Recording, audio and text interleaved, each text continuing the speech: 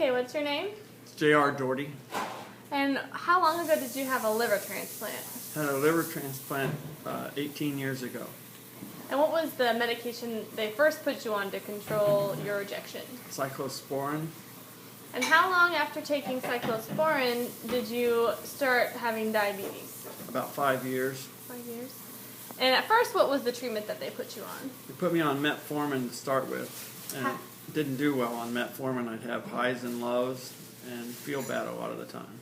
Okay, and then they switched your medication to tacrolimus, correct? Yes, they did. When did they do that? Tacrolimus was probably 7 or 8 years ago. And since then, how's your diabetes been? Has it gotten worse? Or is it about the same? Diabetes has probably gradually gotten worse, not a lot. The biggest reason they switched was because of the skin cancers. I was getting a lot of skin deformations. Okay. So what is your diabetic therapy now? What are you on? I take Januvia in the mornings and Lantus at night, and it works really good. My blood sugar's been pretty stable for the last year or two. When you first had diabetes, did you feel like your diabetes was well controlled, or did it take a while to get controlled? It was not well controlled, and part of that was my fault because I wasn't used to being on a diabetic diet, and I didn't know how to eat like a diabetic should eat. Okay.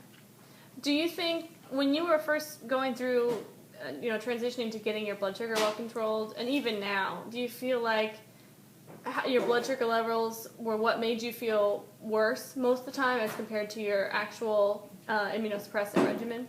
I don't think the immunosuppressant caused any bad feelings. I think it was the diabetes that has been a big problem. So it's what took you the longest to adjust to, yes, out of everything. And I'm still trying to adjust to it, but I do better. You finally learn it's a balance between what you eat and the exercise and the medications you take. And then the last thing I want to talk about is financially. So you will be eligible for Medicare in December. Correct. Turn 65.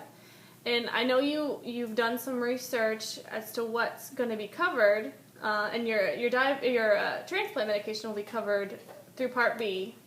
But what is going to be the most expensive for you going through once you get Medicare? The Januvia and the Lantus will be the most expensive. It's going to cost you a lot a month, pretty much. Yes, I think so. So that's going to be the heaviest burden. Is not your transplant medication, not your immunosuppression, but your diabetic medication. That's correct.